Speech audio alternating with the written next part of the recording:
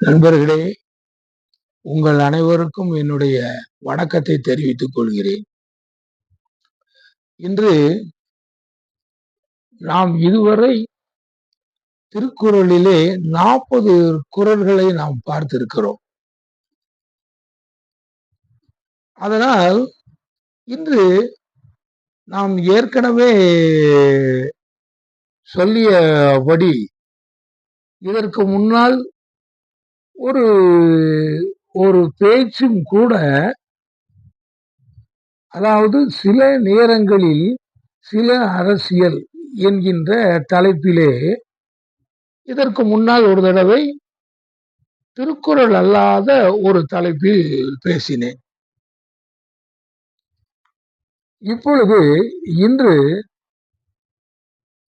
இந்த 40 குறள்கள் முடிந்திருக்கின்ற இந்த நிலையிலே இரண்டாவதாக ஒரு பொது தலைப்பை பற்றி பேசலாம் என்று இருக்கிறேன்.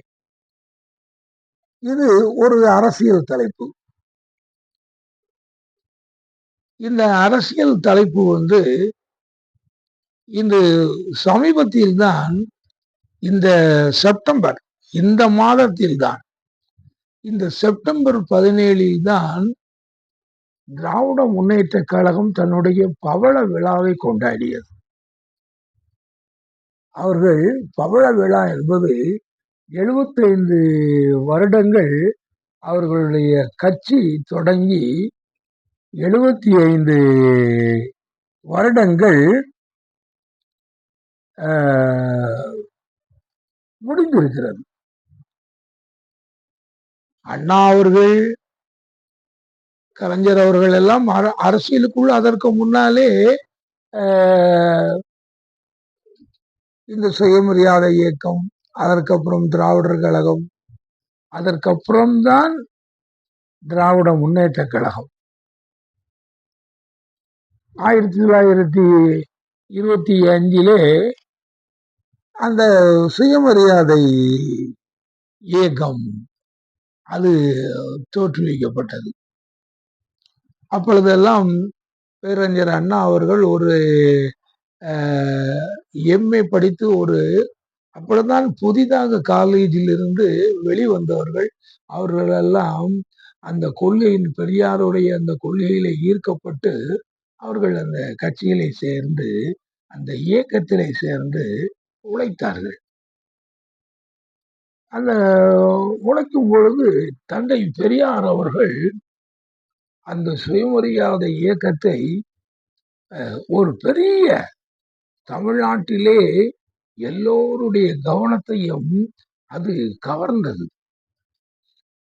அப்படி கவரும் பொழுது அதிலே ஒரு பெரிய பங்கு நம்முடைய பேரறிஞர் அண்ணா அவர்களுக்கும் இருந்தது.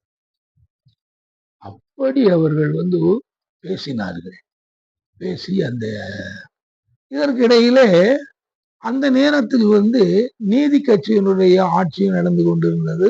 அந்த நீதி கட்சியின் பால் உள்ளவர்களும் இந்த சுயமரியாதை இயக்கத்தில் ஈர்க்கப்பட்டு இவர்களும் அந்த நீதி கட்சியினுடைய ஆட்சிக்கு ஒரு வலுவான கேடயமாக அவர்கள் இருந்து அந்த ஆட்சிக்கு எந்த பாதகம் வரக்கூடாது என்பதை மிக கவனமாக இருந்தார்கள். அப்படிப்பட்ட ஒரு நிலை. ஆனாலும் கூட அவர்கள் கொஞ்சம் ஒரு அரசியலிலே இருக்கிறார்கள். அதற்கு மேலும் அவர்கள் அனைவருமே அரசியலை வைத்து பிழைப்பு நடத்தக்கூடிய ஒரு வாய்ப்பு இல்லாதபடிக்கு எல்லோருமே நல்ல வசதி படைத்தவர்கள்.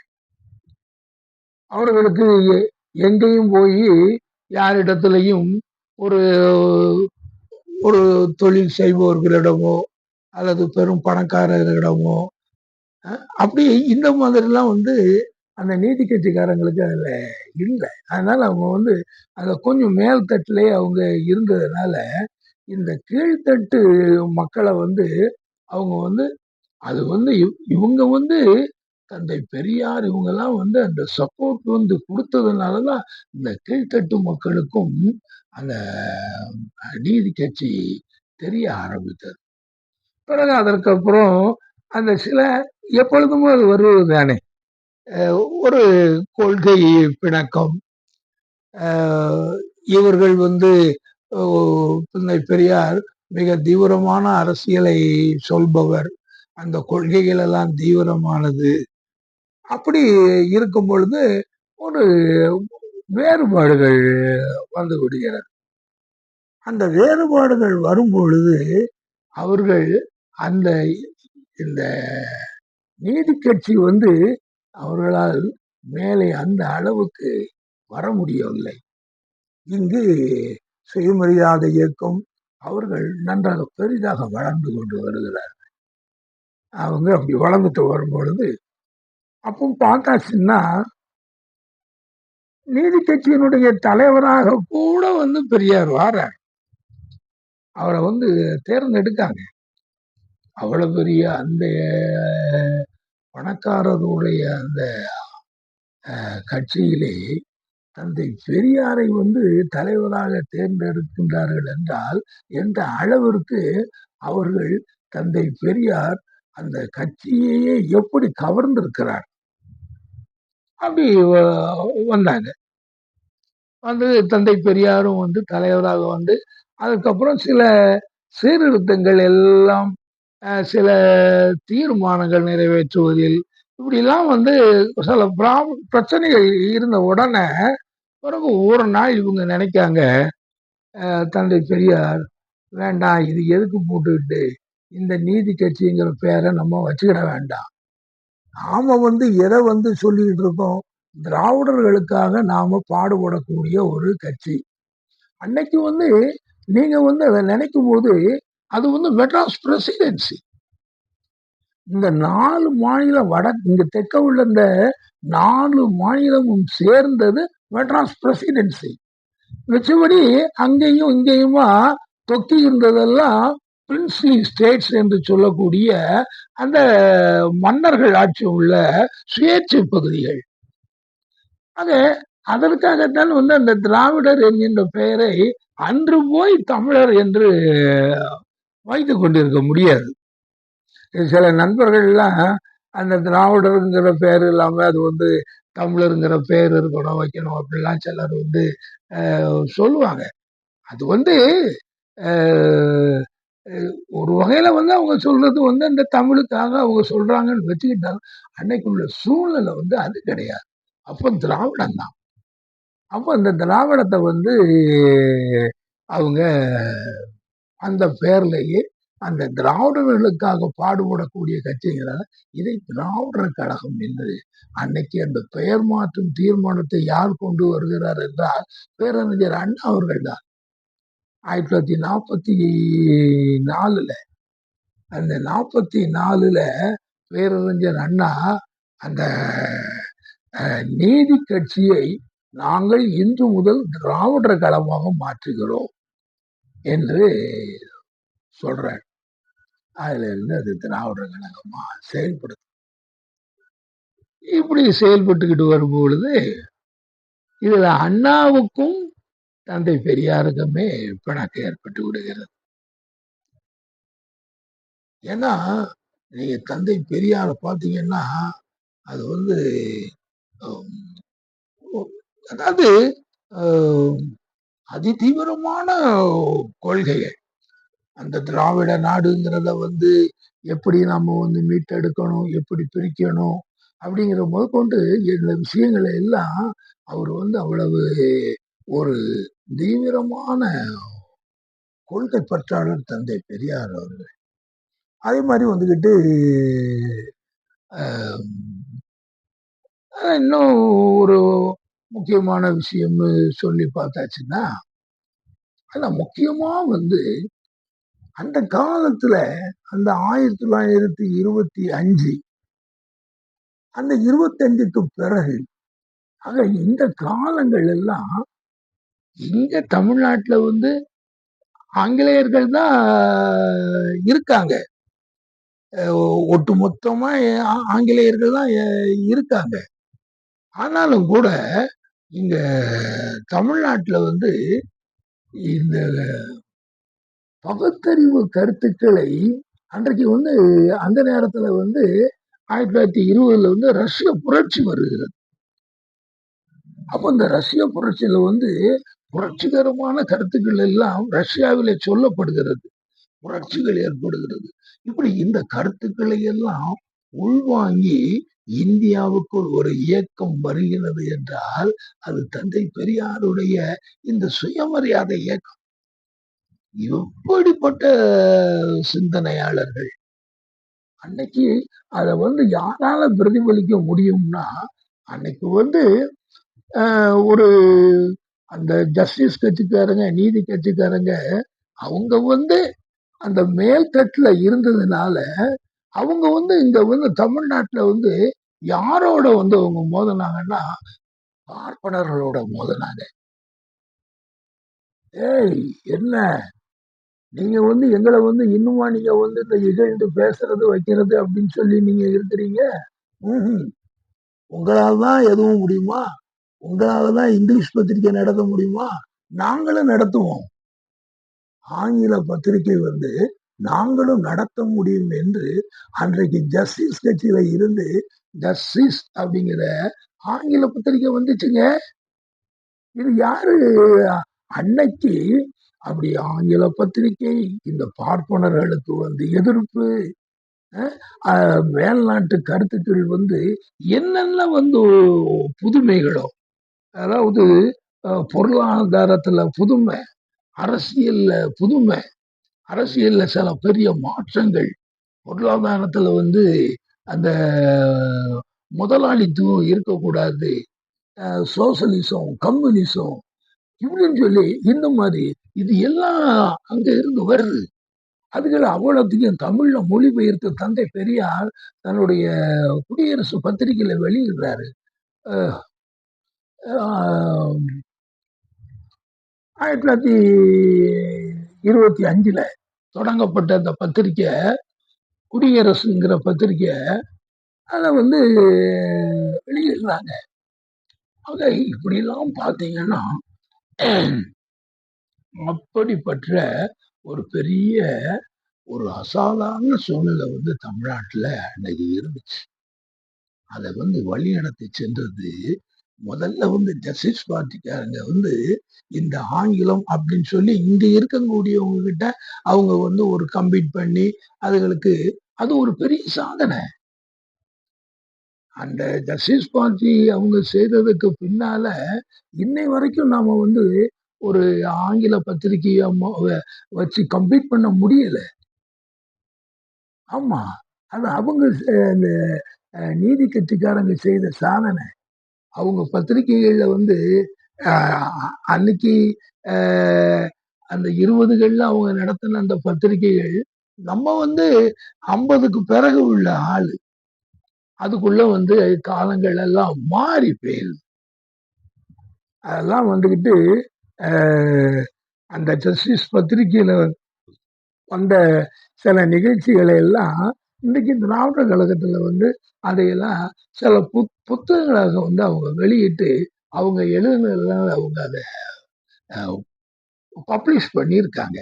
அதனால அதெல்லாம் நம்ம தெரிய முடியுது. அப்போ இன்னைக்கு அப்படிப்பட்ட ஒரு சூழ்நிலையில குறுக்க வருது இந்திய விடுதலை. இந்திய இந்த குறுக்க வரும்போது என்னன்னா ஏறக்குறைய இங்க வந்து மகாத்மா காந்தியடிகளுடைய தலைமையில இங்க காங்கிரசனுடைய எழுச்சி, அங்க மேல் நாடுகள்ல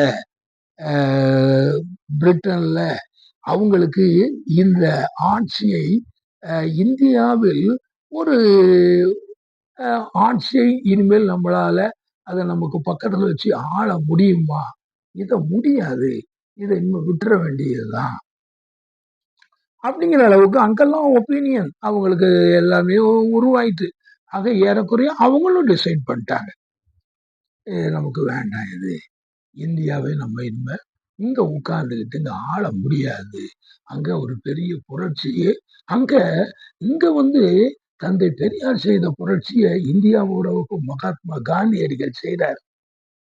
அவர் வந்து அகிம்சை, உண்மை அப்படின்னு சொல்லி அப்படின்னு அவரு அந்த இதுல இது பண்ணி ஒட்டுமொத்தமான இந்தியாவையே தன்னுடைய சொல்லுக்குள்ள ஒரு கட்டி போடுறார். ஆக அங்க அவங்க வளர்றாங்க. இது ரெண்டும் நமக்கு மீட் பண்ணுது. இதுல பேரறிஞர் அண்ணா அவர்கள் இந்த நேரத்துல ஒரு முடிவெடுக்கக்கூடிய ஒரு தருணம் இதுல இருக்கு. அது பேரறிஞர் அண்ணாவா இருந்ததுனாலதான் அந்த முடிவு எடுக்க முடியுது. அத நான் சொல்றதுக்கு முன்னால இப்போ இந்த 17ஆம் தேதி திமுகவினுடைய பவள விழா வந்தது பாத்தீங்களா? அந்த பவள விழா அன்னைக்கு இந்து பத்திரிகையில, இந்து ஆங்கில இதழ்ல ஒரு கட்டுரை அந்த பத்திரிகையினுடைய ஆசிரியர் குழுவை சார்ந்த ஒருத்தர் அவரு எழுதுறார். 22ஆம் தேதி செப்டம்பர் 22 இந்த மாதம் இதழ்ல அவரு எழுதுறார். அவரு எழுதும்போது அவர் என்ன சொல்றாருன்னா, இந்த திமுகவினுடைய இந்த பவள விழா கொண்டாட்டத்தை பற்றி அவரு எழுதுறார்.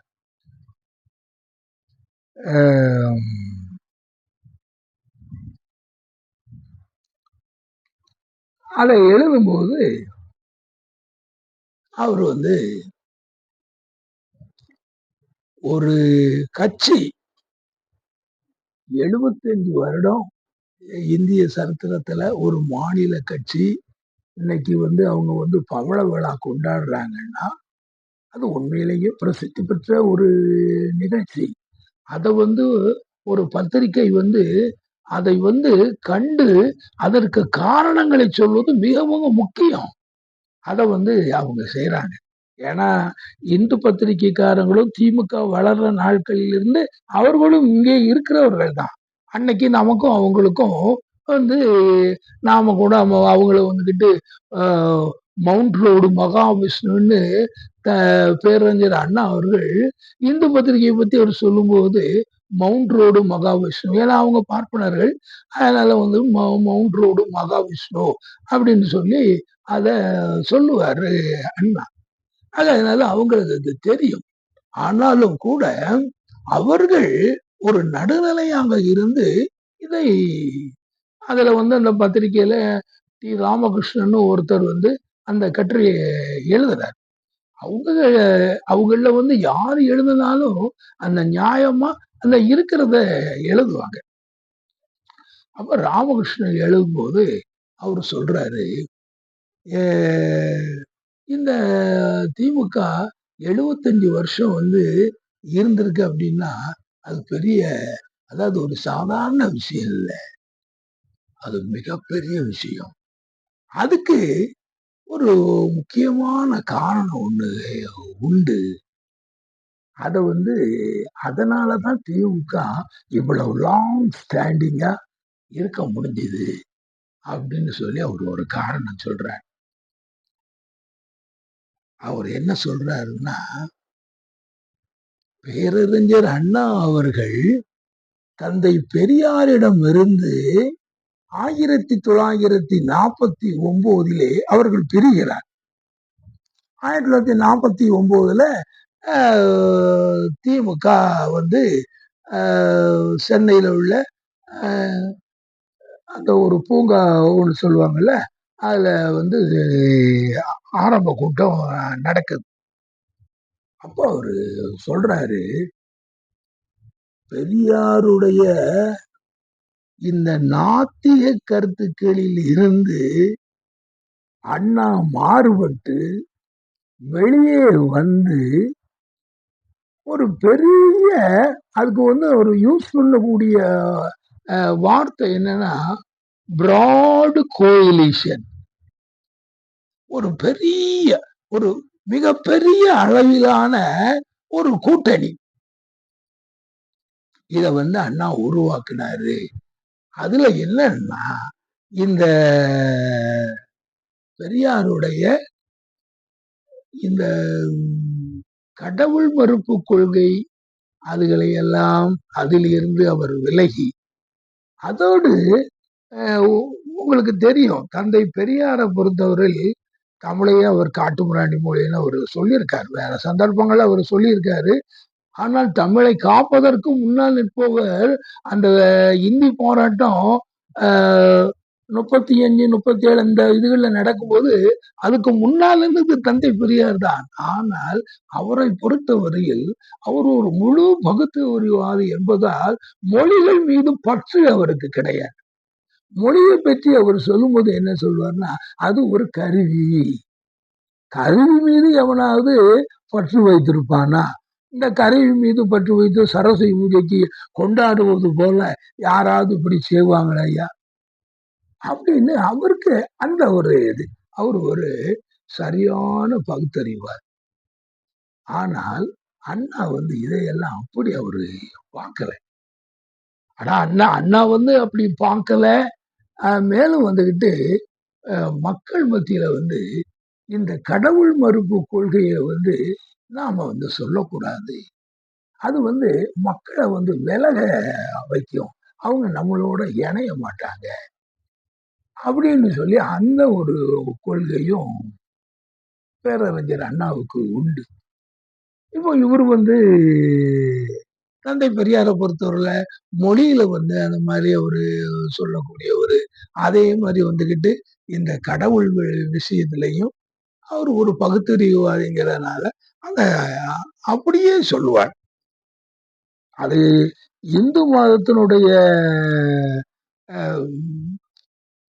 கடவுளர்கள் வந்து நம்மளை இழிவுபடுத்துவதால் மட்டுமல்லாமல் மொத்தத்திலே ஒட்டுமொத்தமாகவே இந்த கடவுள் கொள்கையை அவர் எதிர்க்கக்கூடியவர்.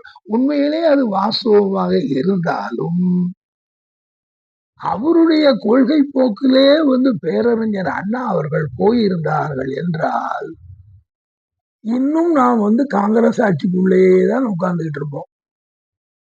இல்லைன்னா அங்க இங்க ஒண்ணு இன்னும் ஒவ்வொரு சின்ன சின்ன கட்சிகளா ஏதாவது ஒண்ணு தோண்டிக்கிட்டு அப்படித்தான் இருக்குமே ஒழிய மேலாண்மையாக இருக்கக்கூடியது காங்கிரஸாகத்தான் இருக்க முடியும். ஏன்னா காங்கிரஸ் வந்து இங்க தமிழ்நாட்டுல காமராஜர் இருக்கிற வரைக்கும் இந்த மக்களோட அவங்க வந்து இருந்து அந்த இதுகளை கொண்டு வந்தாங்க. நீங்க காமராஜரை பார்த்தீங்கன்னா பெரியார் சொல்லக்கூடிய அந்த இடஒதுக்கீடு விஷயங்கள் எல்லாம் கரெக்டா இருப்பாங்க. கல்வியை வந்து மேம்படுத்தினாங்க. அதுக்கப்புறம் வந்து ஒரு பேக்வர்ட் கிளாஸ்ல இருந்து வரக்கூடிய ஒரு தலைவர் இப்படிப்பட்டவரா இருக்காரு, பெரிய உத்தமனா இருக்காரு, எந்த பணமும் கணமும் எதுவும் சேர்க்காம இப்படி இருக்காருன்னு சொல்லி அவருக்கு வந்து பச்சை தமிழன்னு சொல்லி அவரு கொடுத்த ஆதரவு. அந்த ஆதரவு வந்து இருக்கும்போது திமுக வந்து திமுக இல்லை என்றால் வேற யாருமே வந்திருக்க முடியாது. இன்னைக்கும் காங்கிரஸ் ஆட்சி தான் இருந்துட்டு இருக்கும். அன்னையிலிருந்து காங்கிரஸ் கட்சி ஆட்சி வந்து இருக்கிற மாநிலங்கள் இன்னைக்கு இருக்குல்ல. இன்னைக்கும் வந்து ராஜஸ்தான்ல வந்துட்டு காங்கிரஸ் ஆட்சி வருது. அடுத்த தடவை தோக்காங்க, திரும்பி வராங்க. இப்படியும் பாருங்க, எல்லாம் மத்திய பிரதேசத்துல பார்க்கலாம், உத்தரப்பிரதேசத்துல பார்க்கலாம், பீகார்ல பார்க்கலாம். ஆக இப்படி இந்த ஒரு சூழ்நிலைகள் தான் இன்னைக்கும் இங்கே இருந்திருக்கும். ஆனால் பேரறிஞர் அண்ணா அவர்கள் 49ல இதுகளை எல்லாம் மாற்றுகிறார். மாற்றி அந்த கடவுளை பற்றிய விஷயத்தையே அவர் பேசல. ஒன்றே குலம் ஒருவனை தேவன் அதோட அதை முடிச்சிட்டார். அது வந்து அவர் சொன்ன மாதிரி நான் வந்து கோயிலை உடைக்கிறதும் இல்லை, தேங்காவும் உடைக்கிறதும் இல்லை அப்படிங்கிறதுன்னு சொல்லி அவரு அதை சொன்னார். அதுக்கப்புறம் மக்கள் மத்தியில் பிராடு கோயிலிஷனை உருவாக்கும் போது மக்கள் வந்து எல்லாரும் இணையக்கூடிய பிரச்சனை நம்முடைய மொழியை பாதுகாப்பது, நம்முடைய மக்களுக்கு வந்து பிரதிநிதித்துவம் கேட்கறது, அவங்களுக்கு உத்தியோகத்துல பங்கு கேட்கறது, தமிழ் இலக்கியங்களை பேசுறது, இந்த தமிழ் இலக்கியங்கள் மீது பக்திங்கிறதுலாம் தந்தை பெரியார்ட்ட கிடையாது. அப்போ அந்த அது ஆக இப்படிலாம் சொல்லி ஆக பல தரப்பு மக்கள் வந்து அண்ணாவுடைய கொள்கைய அவங்க ஏற்றுக்கிட்டு அப்படியே அண்ணா பின்னால வராங்க. அன்னைக்கு இந்த கம்யூனிஸ்டுகளும் அன்னைக்கு அதே நேரத்துல தமிழ்நாட்டுல கம்பீட் பண்ணிட்டு தான் இருக்காங்க. நாங்கெல்லாம் கண்கூடா நாங்க பார்த்து வளர்ந்த அந்த நேரம் தான் அதெல்லாம். இருக்காங்க. அவங்களால இத வந்து கம்பீட் பண்ண முடியல. அது வந்து அவங்களால இதற்கு வந்து ஒரு மாற்று பேரறிஞர் அண்ணா அவர்களுக்கும், கலைஞர் கருணாநிதி இவங்களுக்கெல்லாம் மாற்றாக வந்து அவங்களுக்கு இந்த ஒரு மொழி பற்று அவர்களுக்கு கிடையாது. அவங்க எல்லாமே வந்து இன்டர்நேஷனல் லெவல்ல தான் பேசுவாங்க. அப்போ மக்களுக்கு வந்து அந்த ஒரு உறவு இருக்காது. ஆனா இவங்க அப்படி இல்ல. அந்த இந்த கட்சிய ஆரம்பிக்கும் போதே அந்த குடும்ப உறவு, அண்ணன் தம்பி உறவு இப்படின்னு சொல்லி இந்த மாதிரி ஒரு ஒரு ப்ராடு கோயலிஷன். இதுல அன்னைக்கு வந்து இருந்த மக்கள், அன்னைக்கு இருந்த ஜாதிகள் எல்லாரும் வந்து பேரறிஞர் அண்ணா வந்து சொல்லக்கூடிய அந்த கொள்கையில எல்லா ஜாதியில இருந்தும் அந்த கட்சியில மெம்பர்கள் இருக்காங்க. என்னுடைய நண்பர் ஒருத்தர் இருக்காரு. அவர் வந்து சைவ பிள்ளைமாரு. அவரு சொல்லுவாரு, எங்க இதுலலாம் அதெல்லாம் எப்போ அதெல்லாம் சேரக்கூடாதுன்னு சொல்லி சொல்லுவாங்க.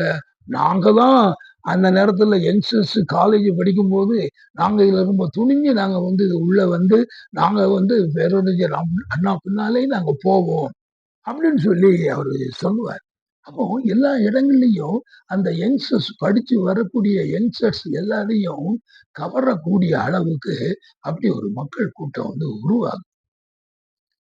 அன்னைக்கு உருவான அந்த பிராட் கோஎலிஷன் அதை இன்று வரை அவர்களால் நடத்தி செல்ல முடிகிறது. அது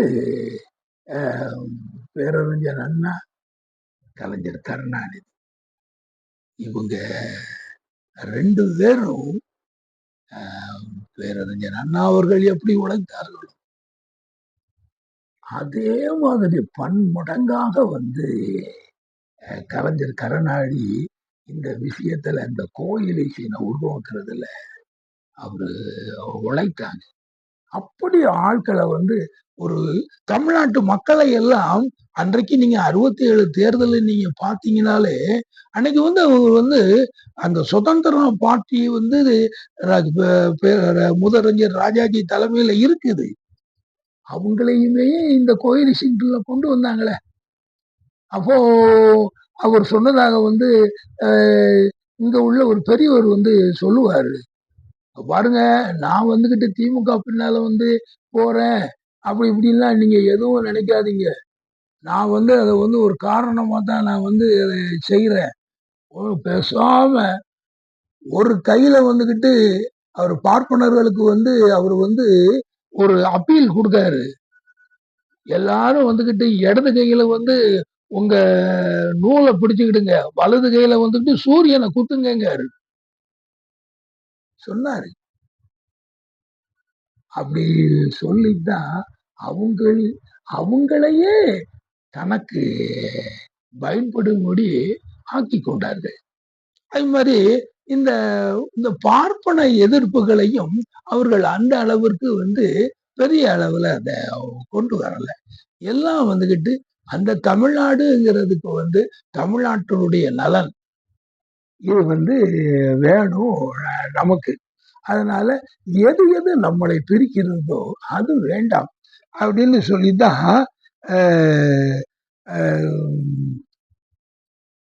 இதனாலதான் 75 வருஷம் இன்னைக்கு திமுக பவள விழா கொண்டாடுதியாங்காரு ஒரு நியூட்ரல் பத்திரிகையினுடைய ஒரு ஆசிரியர் குழுவை சேர்ந்த ஒரு ரிப்போர்ட்டர்.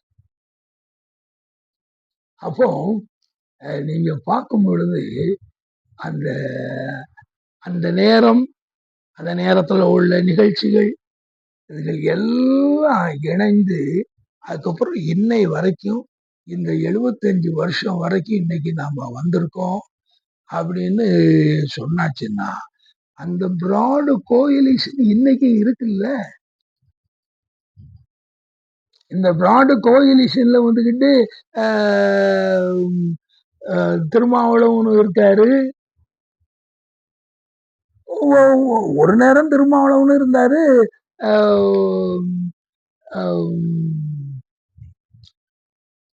அவரு டாக்டர் அன்புமணி அவங்க அவங்க இருந்தவங்க தானே.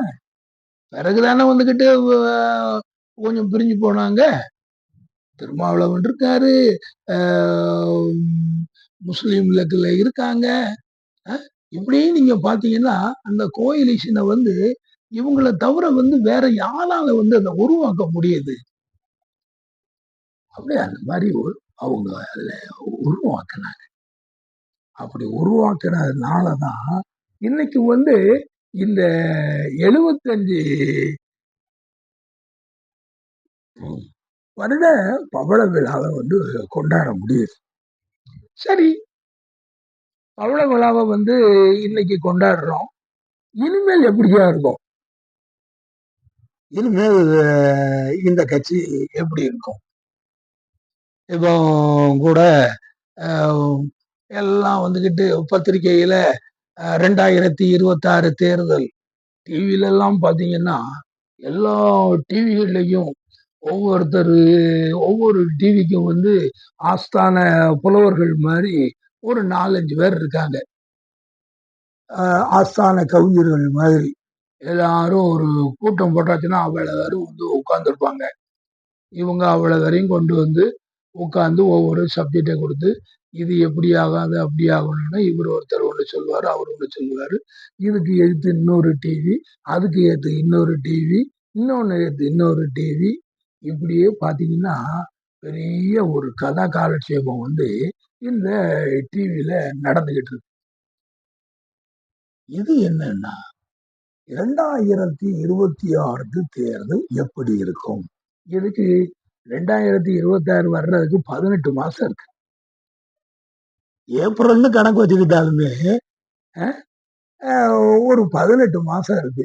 அதுக்குள்ள என்னையா வந்துகிட்டு 2026? அவன் ஆங்கிலத்தில் சொல்றான், there are many a slip between the cup and the lip அப்படிங்க. ஒரு காபி குடிக்கும்போது ஒரு டீ குடிக்கும்போது இந்த காப்பியை வந்து நீ வந்து இந்த உதட்டுக்கிட்ட கொண்டு போறதுக்கு முன்னால சில நேரத்துக்கு வந்து அது சிந்திடுது, தட்டிடுது. உதட்டு மேலேயே தட்டி, அதான் there are many slip between the cup and the lip அப்படிங்க. இங்க 18 மாசம் இருக்கு. அந்த 18 மாசத்துக்கு உள்ளே வந்துகிட்டு சொல்றாங்க. இதுல வந்துட்டு காணாத குறைக்கு நம்ம தம்பி விஜய் அவர்களும் ஒரு கட்சியை கொண்டுகிட்டு உள்ள வாராரு. அப்போ இதுல வந்து இந்த 26 தேர்தல்ல வந்து யாரு ஜெயிக்க முடியும் அப்படின்னு சொன்னா ஒன்னே ஒண்ணு தெரிஞ்சிடுங்க. அந்த அந்த பவள விழாவில் வந்து திமுகவை வந்து நாம வந்து இன்னைக்கு பார்க்கிறோம்ல. நம்முடைய முதலமைச்சர் அவர்கள் ஸ்டாலின் அவர்கள் இப்பதான் 14ஆம் தேதி தான் அவர் வந்து 14 நாள் அமெரிக்கா சுற்றுப்பிரயாணத்தெல்லாம் முடிச்சு இங்க தமிழ்நாட்டுக்கு இந்த 14 செப்டம்பர் 14 தான் ஊர் வந்து இறங்குறாரு. ஊர் இறங்கின உடனே 17ஆம் தேதி இந்த மீட்டிங் வந்த உடனே அவரு சொல்லிட்டார். அதுதான் இந்த திமுகவினுடைய அந்த அந்த அவங்க வந்து ஒரு வலுவானவர்களாக இருப்பதற்கு அவருடைய கொள்கை பிடிப்பு தான் காரணம். அவர் சும்மா வந்துட்டு இந்த பிராட் கோயிலிஷன் சொன்னாலும் அண்ணா இறந்ததுக்கு அப்புறம் நம்முடைய கலைஞர் கருணாநிதி அவர்கள் ஒரு ஒரு 4-5 கொள்கைகளை சொன்னாரு தெரியுமா?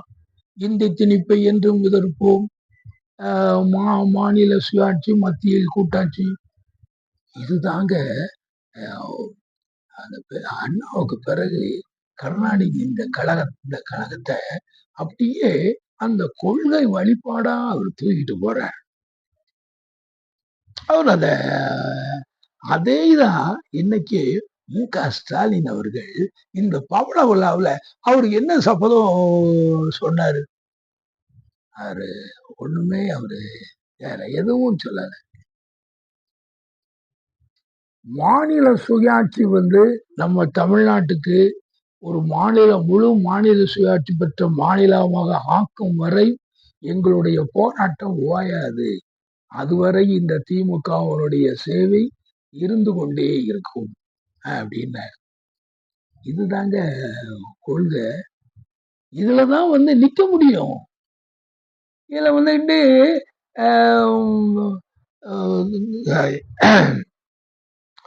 இதுல வந்து சம்பந்தம் இல்லாம இன்னொரு கட்சி பேரை நான் வந்து எடுத்து அவங்களுக்கு வந்து ஒரு அட்வைஸ் மாதிரின்னு எதுவும் இந்த சந்தர்ப்பத்தில் நான் சொல்ல விரும்பல. அது இன்னொரு சந்தர்ப்பத்தில் வரும்போது நான் அதை சொல்றேன்.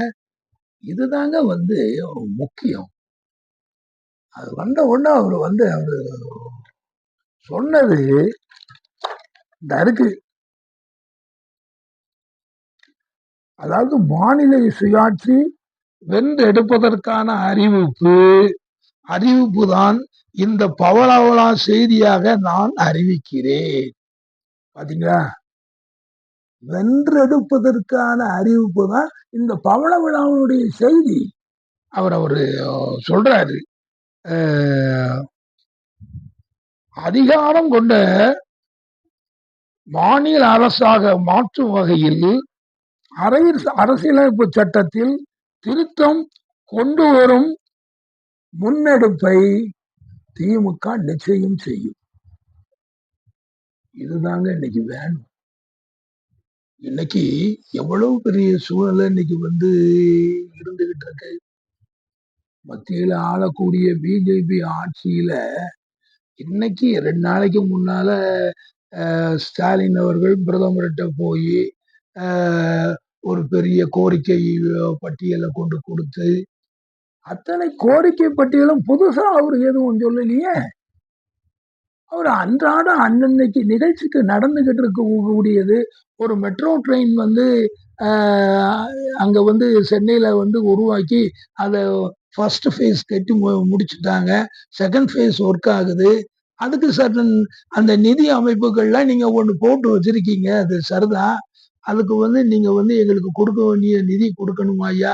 அதுக்கப்புறம் எங்களுக்கு வந்து வெள்ளச்சேதம் இவ்வளவு வந்திருக்க, இதுக்கு எங்களுக்கு நிதியை கொடுக்க வேணும் ஐயா. ஆக நீங்க பாத்தீங்க ஐயா, இந்த கல்வி விஷயத்திலையும் ஐயா வந்துகிட்டு இப்படி வச்சுக்கிறது. சர்வ சிக்ஷான் அபியான்னு சொல்லி அந்த இதுக்கு வந்துகிட்டு நீ வந்து எங்களுடைய மும்மொழி திட்டத்தை வந்து ஏத்துக்கிடணும்னு சொன்னா, மும்மொழி திட்டத்தை வந்து ஒரு மக்கள் மீது மொழியில் திணிக்கிறீர்களே, நீங்கள் எல்லாம் என்ன சொல்லக்கூடாது. மும்மொழி திட்டம் வந்து எதற்கு? ஒரு மொழியை இன்னைக்கு கூட நான் செய்தியை நான் பார்த்தேன். அந்த தமிழை வந்து கற்றுக் கொடுக்கறதுக்கு வந்து எல்லா இடங்களையும் முயற்சி பண்ணுங்கன்னு சொல்லி சொல்லிட்டு இருக்காங்க. தமிழே நிறைய பேருக்கு தெரியாதியா. தமிழே வந்து தமிழ்நாட்டுல நிறைய பிள்ளைகளுக்கு தெரியாது. தமிழ் மொழியை கற்றாலே போதும், நம்ம வந்து இந்தியா பூராவுக்கும் போய் வாழலாம். இதுல வந்துகிட்டு நீ வந்து சரி ஹிஸ்டாரிக்கல் ரீசன்ல வந்து நாம வந்து அது ஒரு சரித்திர பிழையோ அல்லது சரித்திரத்தினுடைய ஒரு கிஃப்டோ நமக்கு வந்து ஆங்கிலம் நமக்கு கிடைச்சிருக்கு. இந்த ஆங்கிலம் இருக்கிறதுனால வந்து இன்னைக்கு வந்து இந்த கம்ப்யூட்டர்லயோ மற்ற இதுகள்லையோ நம்ம தமிழ்நாடு வந்து ஒரு சிறப்பா நம்ம இருக்கோம். மற்ற நம்ம தென் மாநிலங்கள் இந்த பக்கத்துல பெங்களூரு, இந்த ஹைதராபாத்து, இந்த மாதிரி இவங்களும் நம்ம அந்த இங்கிலீஷ் இருந்ததுனால சரின்னு சொல்லிக்கிட்டு சொன்னா, நீ வந்துக்கிட்டு எனக்கு வந்துக்கிட்டு தேசிய மொழி, எனக்கு வந்து அஃபீஷியல் லாங்குவேஜ்னு சொல்லி பண்டித நேரு காலத்துல இந்த தவறு செய்யறாங்க. அன்னைக்கு வந்து நமக்கு வந்து அன்னைக்கு போட்ட அரசியல் சட்டம் நான் தான் சொன்னேன்ல, அந்த மோதிச்சு அப்படின்னு சொல்லி அன்னைக்கு நாம இங்க வந்து உரிமைக்காக தந்தை பெரியார் அவங்க எல்லாம் பாடுபட்டுக்கிட்டு இருக்கும்போது அங்க மகாத்மா காந்தியின் மூலமா தேச விடுதலைக்கு போட்டி போட்டுக்கிட்டு இருக்காங்க. அன்னைக்கு வந்து நாம வந்து நிறைய விஷயங்களை கேட்க முடியல.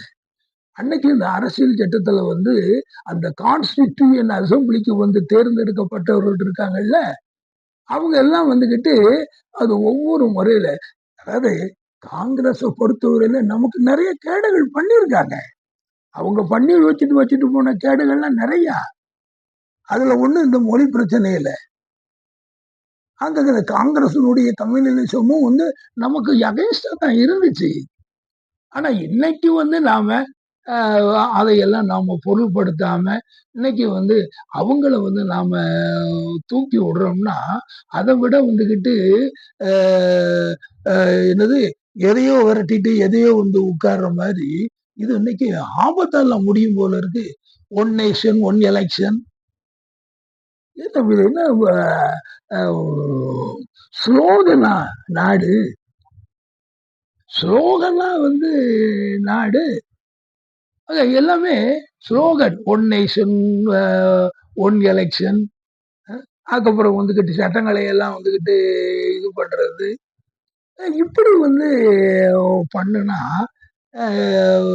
எப்படி அந்த இந்தி மொழியை வந்து நீங்க தான் ஆட்சி மொழியா இருக்கணும். இப்போ வந்து புதிய கல்விக் கொள்கை இதை நீங்க ஃபாலோ பண்ணணும். இதுக்கு வந்துகிட்டு 3வது மொழி படிக்கும். இங்க ஒரு அமைச்சர் இருக்காருயா, ஒரு தமிழ் அமைச்சர், மத்திய அமைச்சர் இந்த முருகன் சொல்லி, அவர் சொல்றாரு 3 மொழியும் படிக்கணுங்காரு. என்னையா நீங்க வந்து யோசிக்க மாட்டீங்களா? நீங்களாம் ஒரு மொழியை படிக்க முடியலப்பா. ஒரு தமிழ் வந்து தெரியாதவன் நிறைய பேர் இருக்கான். தமிழே தெரியாதவன் நிறைய பேர் இருக்காங்க. என் மக்களுக்கு வந்து தமிழை நான் படிச்சு கொடுத்தாலே வந்து என் வாழ்நாள் பூரா போய்கிட்டே இருக்கும். இன்னைக்கு நீங்க கல்வியெல்லாம் நீங்க வந்து ஆக்கி வச்சிருக்கிறதுக்கு நீங்க வந்து எஜுகேஷனை இன்னைக்கு நீங்க பாத்தீங்கன்னா எந்த மொழியும் எந்த இடத்துலயும் சரியா படிச்சு கொடுக்கப்படல. அதுல வந்து தமிழ் வந்து ஆக மோசம். எங்கேயாவது வந்து இங்கிலீஷ் மீடியம் ஸ்கூலுக்குலாம் நீங்க போங்க, அங்க போய் ஒரு பையனை கூப்பிட்டு ஆனா அவனாவோ உயிரெழுத்தையும் மெய்யெழுத்தையும் உயிரெழுத்தும் மெய்யெழுத்தும் உயிர் எழுத்து சேர்த்து எழுத சொல்லுங்க, அவன் எழுதிட்டேன்னா பாத்துருவோம். பையன் வேண்டாயா அந்த டீச்சர் எழுத சொல்லுங்க. உங்களுடைய டீச்சர் ட்ரைனிங் ஸ்கூல் இதுக்கெல்லாம் எப்படி இருக்கு?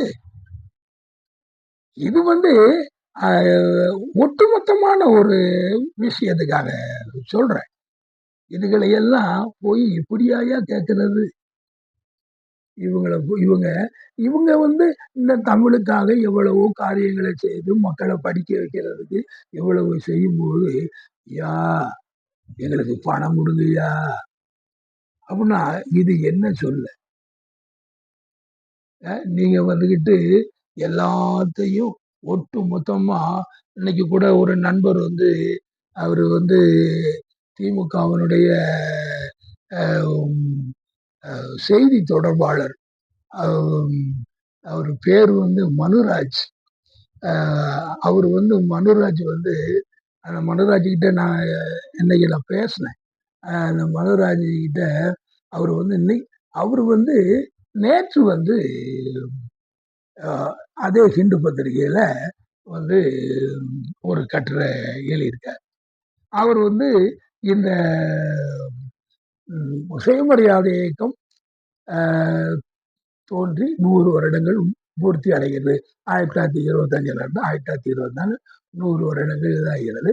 அந்த 2வது நூற்றாண்டிலே அந்த சுயமரியாதை இயக்கத்தை அதனுடைய கொள்கைகளை யார் வந்து எப்படி கொண்டு வருவார்கள் என்று கேட்காங்க. இந்த ரெண்டும் வந்து யாருக்கிட்ட யார் கையில் இருக்குன்னா, ஒன்று திராவிடர் கழகம் ஒன்று செய்யணும், திமுக அரசியல் லெவலில் அவங்க எல்லாத்தையும் செய்யறாங்க. எல்லாத்தையும் செய்யறாங்களே சார், எல்லாத்தையும் செய்து இன்னைக்கு வந்து அந்த மக்கள் வந்து அவங்க இப்படிப்பட்ட ஒரு பிராட் கோயலிஷன் வந்து உருவாக்கி இதுகளை எல்லாத்தையும் மக்களுடைய இணக்கத்திலே தானே கொண்டு போய் தானே, யாரையாவது துன்புறுத்தி எதுவும் செய்யல. ஆக இதுல எல்லாம் இதை இன்றைக்கு அந்த ராமகிருஷ்ணன் வந்து அந்த அந்த கட்டுரையிலேயே வந்து அவர் சொல்லும் பொழுது கலைஞர் கருணாநிதி செய்த பல திட்டங்களை பற்றி பேசுகிறார். அதே மாதிரி நம்முடைய ஸ்டாலின் அவர்கள் செய்த பல திட்டங்களை அவர் வந்து பெண்களுக்கு இன்னைக்கு இந்த 1000 கொடுக்கறது வைக்கிறதெல்லாம் பத்தி சொல்றாங்கல்ல, அதை மட்டும் அதுவும் அவர் ஒரு பெரிய அச்சீவ்மெண்ட் அப்படின்னு சொல்லி சொல்றார். இன்னைக்கு இவ்வளவு ஒரு இதுல வந்து வரணும்.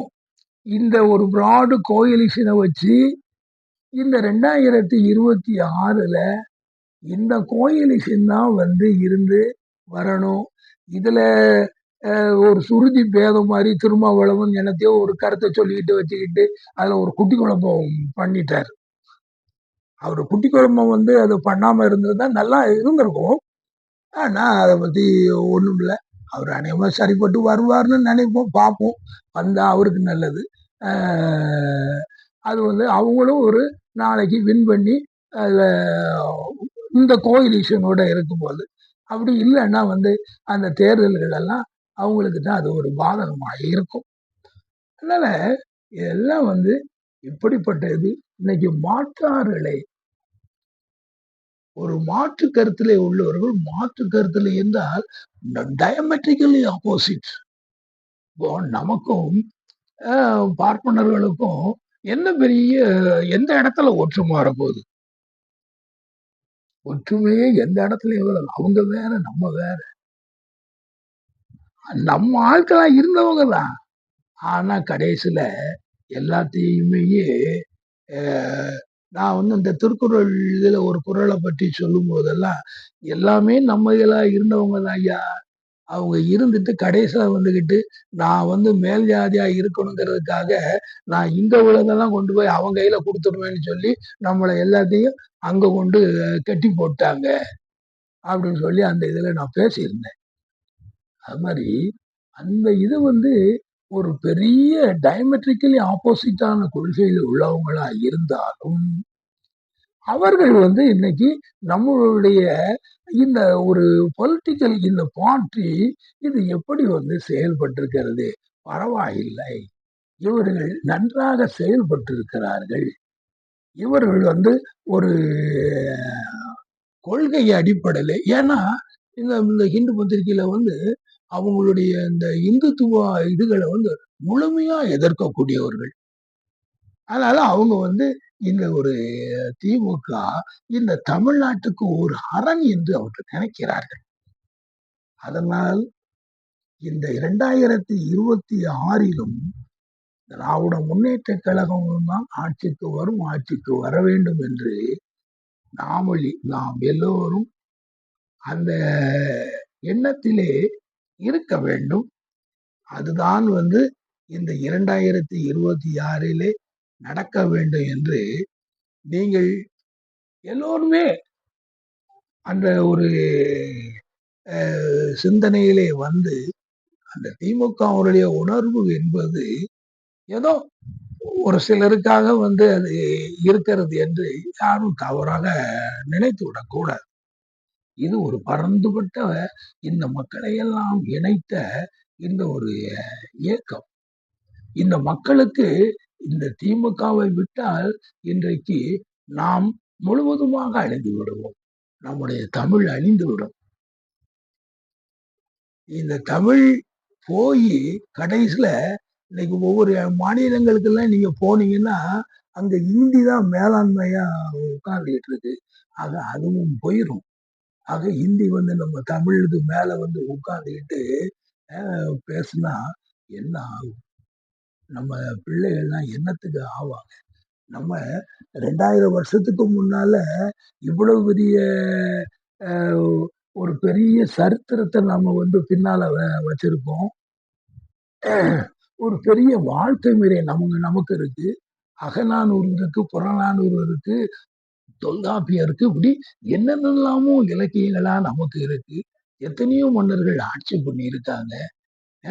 இவ்வளவுல வந்து இந்த மொழியெல்லாம் இவ்வளவு தூரத்துக்கு கொண்டு வந்துட்டு எப்படிப்பட்ட விற்பனர்கள்லாம் இந்த தமிழ் மொழியை பேசக்கூடியவர்கள் பேரறிஞர் அண்ணா, கலைஞர் கருணாநிதியை போன்றவர்களை எல்லாம் இத மாதிரி எத்தனையோ பேர்லாம் இருந்தாங்க. இப்படிப்பட்ட இந்த இது எல்லாம் மண்ணாய் போய் கடைசியில் நாம் ஒருவனுக்கு அடிமையாக இருப்பதா? இது கூடாது. இதை இன்றைக்கு ஸ்டாலின் தலைமையில் அவர்கள் இன்றைக்கு அவர் அறிவித்து விட்டார்.